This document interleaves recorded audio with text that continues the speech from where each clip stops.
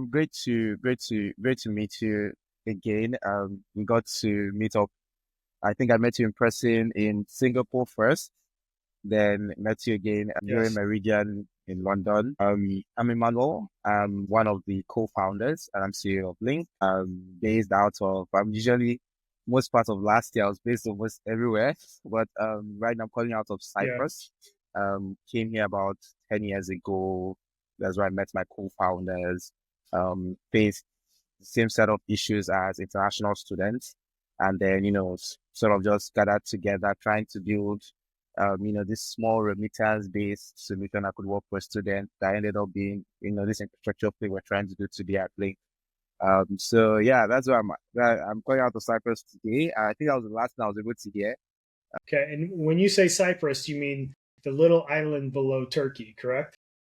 Yes, the little island below Turkey. It's like an hour by plane to Turkey. Yeah, yeah. Came here, finished up school, and really quiet place, fun, depending on how fun you want to describe it as, but like really quiet place, can get really cold, extremely hot during the summer, relatively peaceful, or really, really peaceful. Yeah, so that's where I'm calling from today. Awesome. What brought you to Cyprus? Just out of curiosity, what made you go Yeah. there, and what's keeping you there? Yeah, so about 10 years ago, I came here as an immigrant student, studied computer science, computer engineering too as well. Met my co-founders here at the time, facing, everyone talked about how difficult it is to like send money to like emerging markets, especially when you enter the conversation and discuss on how hard it is to send money to sub-Saharan Africa. No one talks about how difficult it is to send from sub-Saharan Africa, right? So we're seeing like even today with multinational companies, how difficult it is for them to like, they make a ton of money in these countries, but like getting access out of it, at least you guys firsthand are seeing it happen, like Angola, for example, taking money that you earn from those places as revenue is really, really hard. And then for as immigrant students, it was just really terrible for us in getting cash. Now, prior to the pandemic, right? We could use like a MoneyGram, a Western Union, and then at some point, a lot of these countries, like before the advent of or popularity of stablecoins or USDC, right? The only source of dollar or dollar liquidity was from like the government, right?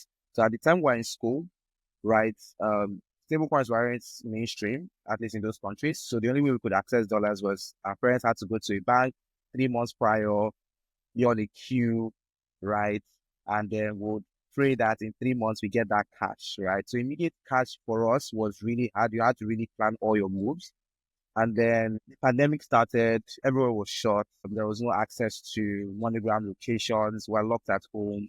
And then for me, I could code, right? So I just was like, okay, you know what? I discovered the foreign exchange trading, right? FX trading, right? On like platforms like TradingView, do this algo trading bots with one of my co-founders today, Marble, right? And then we're like, oh, this is cool, right? But for me, like that's what like sort of informed my decision around understanding foreign exchange markets beyond just remittances and all of that. And then after the pandemic, we're like, man, we could build stuff and we built stuff, we saw customer growth, like for stuff we're not trying to do for ourselves. That sort of gave us that knowledge that okay, we could actually use something that people could use. So we're like, oh, let's figure out this currency exchange thing that has been pressing our mind for years, right? And then we sort of started that out. So majority of the team is in Cyprus, and that's what has kept us here for a while. Just really building some of our team members have left, of course, are in Nigeria, and then we're just here just for a short while. Probably out here really really soon, but it's like a great place to build out from, no distractions, just heads down, like building out a global solution. Yeah. Yeah. I'm curious to find out on, how people in Cyprus use crypto, like what you use. And then afterwards, I want to find out more about sending money. Let's say you mentioned Nigeria. Do you have some coworkers from there? Yeah. You guys send money Yeah. back and forth? All right. Well, first, how do people use crypto in Cyprus? Here is a totally different scene. The beauty of Cyprus is that it sort of gives us an insight to how the technology is to be used in a more developed market and like an emerging market, right? So you're sort of in the middle of the both. Now, here it is, there is more adoption for it. You can walk on the road and walk into a store and buy crypto, right? You just need to have like fiat cash and send them a bank transfer and they give you crypto in your bank wallet, right? People Wow. buy cars here. Yeah, people buy cars here in crypto, right? So, That's crazy. yeah, You walk into yeah, any store and you can yeah, on ramp crypto.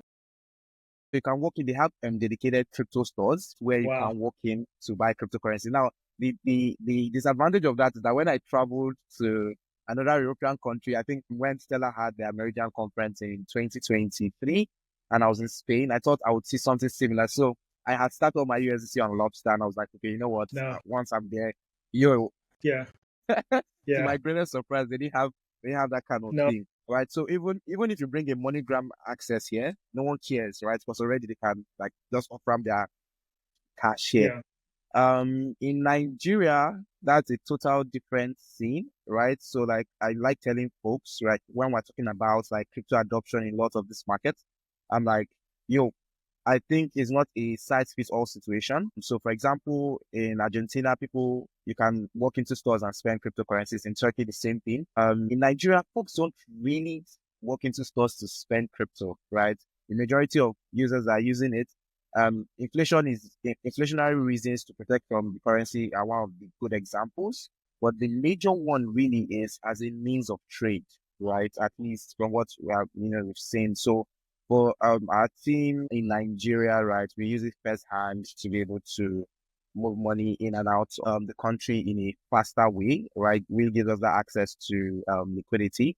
So even as Nigeria is like topping crypto ranks as one of like the countries with global adoption, when you take a look at it, take a close on-chain look at it, most of those wallet addresses really aren't even holding those huge balances. There's a lot of movement, right? Unlike when you go to Argentina, where you monitor the wallet addresses, they're actually holding USDC.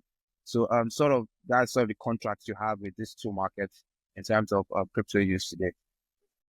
So back to Cyprus, the only other place I've seen something like that is in Turkey. I've heard Argentina is similar. We talked, we had some friends from Argentina on the last show, but they essentially have OTC desks. You can go in, give them cash. What is like the average fee for those desks in Cyprus? Like if you have $1,000, how much USDT would you get? Yeah, this guy started at 1%. At the time, 1%. It was 0.25. Then grew that over the years from 2020 or 21 to like, I think today is about 3%. I don't use them anyways, but like it's about 3%. So it's crazy, right? So just TradFi folks that figured out a way to do the exact same thing on the blockchain again. So yeah, about 3%. And I guess the reason why, in their own defense, is there's a huge piece of that on the banking providers that they use. So the banks charge them like a premium, so they pass on that fee to the users. They're always getting you somewhere. I think you and I both are trying to solve this problem in a more meaningful way. Yeah. Tell me a little bit about your product Link, and maybe go through one of the current use cases of how people use it today. Yeah, definitely. So Link is building real-time programmable FX payments, which are general goal for global businesses powered by multi-currency stablecoins. So our own unique approach here is we are not using a single point of truth to just like USDC. What we're doing is we're bringing really aligned with Etherfield's vision too as well. We want to bring about the $7 trillion daily volumes of FX on chain, right? And we feel like those volumes are even more. I think that is a big use case that the blockchain can sort of really harness. So today what we've built out is this simple, intuitive business dashboard for businesses where they can perform our niche, because stablecoin market is very competitive, but our niche is really focused on FX payments and then last mile settlement, because we understand that first we can talk about all the issues cross-border payments have. But another thing is that with the advent of USD stablecoins have a last mile settlement problem in a lot of emerging markets. That's a problem we don't like talking about, right? They actually do. So what we've essentially built out is this business dashboard where if the business wants to send, for example, money from Mexico to the US, right, which is a popular corridor, right? You essentially onboard on link, load up your Mexican pesos, maybe GasFi, right? That is onboarded as probably MXNC by Etherfuse or one MXNB by Bitso at the back, right? We abstract that, and then that swaps to USDC, and ultimately becomes US dollars in the US in seconds. So when we did that comparison in terms of fees, rates, it's a ton cheaper than even existing stablecoin powered solutions, and of course TradFi and faster. And then what we've also built out is the world's first FX OTC desk, right? So we believe that the foreign exchange market can't rely on AMM pools like crypto markets, right? So we build out this OTC desk that's fully on chain that sort of would, scale up liquidity. If we have FX needs on link business that doesn't exist on a pool, right, pre-funded, right? We have market makers, we have stablecoin issuers that we can always call upon to run a full OTC operations on Wavy that sort of build out. So what we've done is that we've built out this full end-to-end operation for businesses, and we have a larger vision for FX, right? We want a system where payment networks run on top of this programmable infrastructure. But we're just starting off with this niche today first to solve it. So that's what Link Business does. Very cool. How's it going so far? Do you have good adoption? Have you seen any use cases? What's your favorite one, or what's your most dominant use case of someone using Link? Yeah, so we saw I guess even when we launched out the interest products, like today, for example, on Link Business, by the way, for the folks that are watching, you can access cities and cities from Etherfuse and some other from with your local currency directly on Link Business. But like I guess the most dominant one we've seen, which we were like, okay, we doubled down and put a lot of focus on making that piece of product better, is really the FX piece, right? Which a lot of people don't talk about. People are losing margins on business on FX, right? And we're sort of seeing, TradFi folks are coming into crypto just creating the same problem that folks run away from TradFi to crypto for, right? So in the last year alone, we have such good kind of problems, right? In the last year alone, we already saw like $100 million in volume demand from businesses that are, because it's in close beta today. There are businesses that are trying to like move volumes on Link Business that we couldn't, of course, fulfill because of we're scaling back in infra and all of that.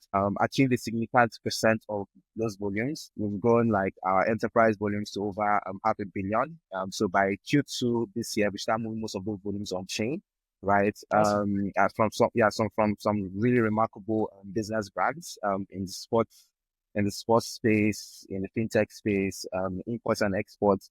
So I guess most of the people that use us today are those folks that are thinking about how they want to manage their treasury in multi-currency in a cool way. So what we've still built a Link Business is this on-chain multi-currency account. But what you're actually holding is the stable coin of that currency, right? So it makes it really, really cool in a non-custodial way. So when you think about like the banking thing that is happening with like Wise or Revolut and these platforms, you can't really get the bias because you always have access to your funds because the Link Business dashboard itself is a non-custodial wallet, right? So it makes it really cool. So I guess for businesses that are trying to go first, the major use case we're seeing, I think for me the most interesting one is the, like Kai from Visa said when he saw what we're building, it was like, this is really cool. You guys have built out a bridge, but for like multi-currency stable coins, right? You're basically bringing multi-currency stable coins on chain. It's basically building a multi-currency account on chain. So the most exciting one for me is how cases that know nothing about crypto can bring, the eccentric value on chain, like in huge volumes, and like make us a step closer to our vision of. Yeah. Very, very cool. I think, yeah. Okay, I don't know why you're network good. is this You're bad. good. Guys, you hear me? And yeah, I can hear you well. Don't worry about it. For me, it sounds good. You did cut out there a little bit, but sorry, what did you say? It sounds good to me. Awesome. There was a little lag, but no problem. We'll cut it out. Awesome. So, I think we share the vision of multi-currency on chain. We've seen a lot of stable coins start to dominate the ecosystem, and those stable coins are predominantly US denominated. So the problem with that is you push the FX problem down to other people. So You can send money in dollars, fine, but say you want to send money from Cyprus to Nigeria, right? You have to convert from, I don't even know what currency they use in Cyprus, the euro? Euros or Turkish lira. Okay, so say you go from the lira to the dollar. Now you got to go from the dollar to the Nigerian. To the naira, exactly. Yeah, exactly. So that's 2 times the FX, which is a huge problem, right? Exactly. And so if you can create an ecosystem where you just make it one FX issue, where it's one currency to the other, you've cut essentially the problem in half. What do you think about, one of the things I hear quite a bit, even from people who are non-US, they say, even if I love my country, if I have the ability to hold the dollar over, let's say, the lira, I'll choose the dollar. What is that a problem for you or for us? Yeah. And how do you think we can deal with that moving forward? Well, so I usually believe I have a better bias or non-bias here with this. The dollar first is a form of has been a global store of value for the longest time. And I feel like, obviously, with its track record, by the way, this is not financial advice, is a cool source of value to hold, especially now that we have access to digital dollars. So when you're talking to folks about like multi-currency stable coins, everyone is like, what's the use, right? Yeah. So for us, it's beyond just holding a currency. For us is digital access faster. There is no country first, right? There's one part where there's no country that would want to see their markets get dollarized. No country, right? No matter how we sort of see it, right? I know there's a Forbes article that just came out about this exact topic, right? Where we're going to see more pushback from a lot of governments, at least in the next few months, right, against getting their countries encroached with now the advent of digital dollars, right, getting their countries and we've sort of seen those moves already. So with the MiCA regulation, with all the walls they put against like the US dollars and European clients holding US dollars in Europe, they had to get creative. Companies like Circle had to get creative and launch a Euro stablecoin, right? Yeah. So this is how I see it, right? And I hope like folks in the West, like in the US, understand this too as well. You're in a good position because everybody wants the US dollars. But anybody that's trying to access the US dollars, like I mentioned in the Nigerian case, is not trying to even access it because of they want to use it as a form to spend, but they really want to use it for trade, right? Because the guy on the other side either wants the US dollars, or the US dollars is that middle currency that can be used to convert the other guy's currency on the other part of the world.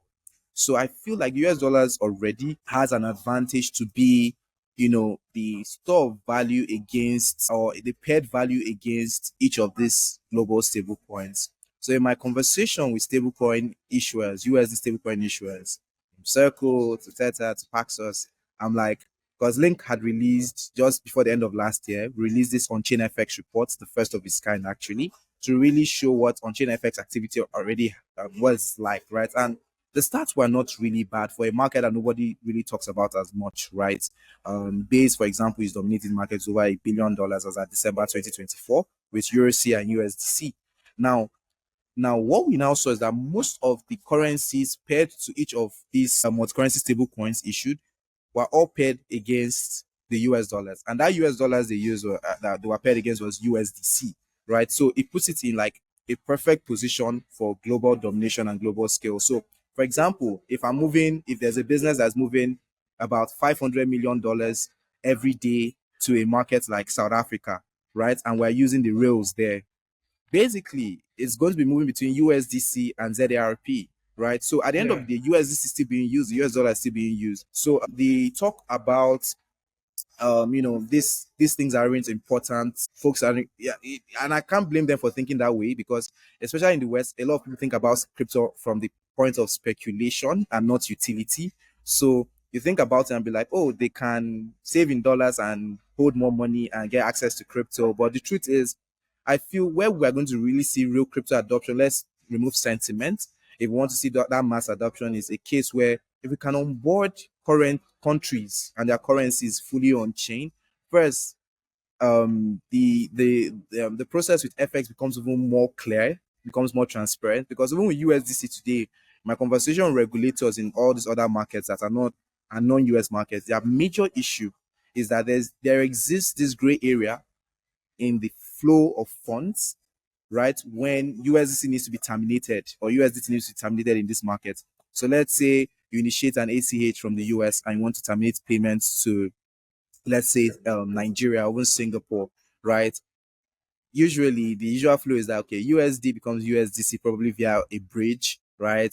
USDC becomes maybe SGD in Singapore via maybe an OTC provider, right? And that's their big problem. They're like, who is this OTC provider? Who is providing this liquidity, right? So that's why you still have, there's still fraud happening in those kind of markets, even though it's not as prevalent as traditional finance. So essentially, if we build a structure where there's USD, USDC becomes XSGD, you can see when the swap happened, you can see the wallets involved in that swap. All these wallets are well KYB'd, right? We're probably going to see more institutional adoption, right? But I guess we're going to see, but I guess more markets are going to sort of push back from it. I don't actually even spend local currency. I hold most of my assets in US dollars, as USDC, but like I feel like I'm a big proponent that, okay, you know what, if we're going to get institutional adoption, foreign currency should come on chain, their country should come on chain. That's a way you sort of bring everybody together rather than just relegating the world to US dollars. Yeah, I think we're going to start to see more places like Europe create policy where you have to use a European stablecoin. Yeah. I just think other places, Europe is really good at regulation, so they got to that really quick. They're number one world leader in regulating stuff. I think we'll start to see that. My hypothesis personally has been, what we need to do is create a competing product in that local currencies. Like stable bonds, they're interest bearing, they're yield bearing. So if you look at like the currency, the peso, or in Nigeria, the currency, a lot of these countries, they seem to be okay at devaluing or printing more, so their currencies fluctuate and inflation is high. But they generally take care of the yield on their treasuries. And if you look at the past 20 years, both Mexican treasuries and Nigerian treasuries have outcompeted the US dollar and US treasuries. Yes. So it's very possible for Nigerians or Mexicans to hold a stable bond or interest-bearing token that is equivalent or competitive at least to the US dollar or a yield-bearing US dollar. So I think we're going to start to see, the same interface, a token, right? But yield being a way to compete versus the dollar, the strength of the dollar.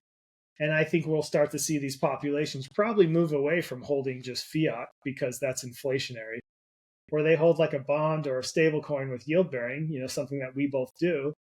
They know that it's going to keep up with the price of the dollar because the government has to increase yields to get more revenue, So I think we're going to see that. The only question is, Emmanuel, are we too early? I think we both have a great solution, but is our timing right?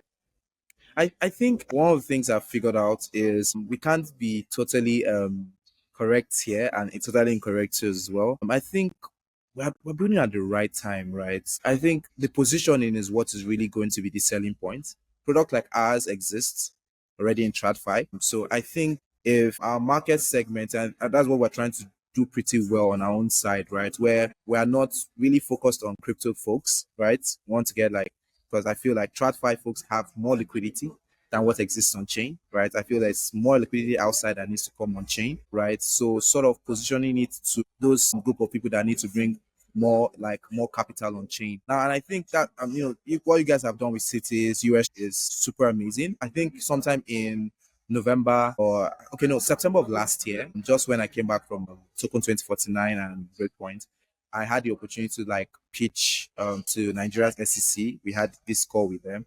And then I did this live flow of a Nigerian business getting access to global bonds from Link Business, and that was cities, right? So what essentially happened is that they had Nigerian Naira, which was tokenized already, sitting on their dashboard, and they accessed cities, right? So it was a swap on chain, right? Cool. And they thought it was really cool, right? Yeah. It was really cool, right? So for them, they were like, okay, this user is purchasing bonds rather than just say moving to USDC. So there's no currency flights there. It's a case where investors can now diversify their funds the currency has more advantages, like what you just said. So I think we're not really, I won't say we're early. I just think we're getting to the point where what we're doing is going to be more appreciated in a bit, right? As we get Yeah. more people in, because like I said, I feel right now after the acquisition of Bridge by Stripe, right? Yeah. We just entered this frenzy. So everyone is excited about stablecoins. It's a bubble still going to bust, right? Yeah. And then once that happens, everyone is going to go back and they're going to be focused back on building. And then, I guess we'll get that attention that we really need on kind of things we're doing. So yeah. Cool. Well, I really appreciate you taking time talking to us, but I wanted to Okay. see, I'm going to be in Istanbul on the 25th at Solana Crossroads. Cool. Have you looked into Crossroads at all, or you think you could attend? Yeah. I'm occupied that period, but like I'm trying to finish up what I need to do to get there. It's literally a 1 hour plane flights from here to get there. So yeah, I'm actually planning, and it's definitely in my schedule. Cool. All right. Well, hopefully I see you there. And Yes. man, I look forward to working with you here pretty soon. It was there. We got a few things happening in your neck of the woods, so let's partner up and let's get things going. But super proud of what you guys have done. You guys done great Same work, here. and it's great talking to you. Same here, man. Really great talking to you. Excited about what you guys are about to launch in Africa. I'm not going to say anything, but yeah, fingers crossed. Thank you so much, man. Do have a great one. All right. Cheers. We'll talk to you soon.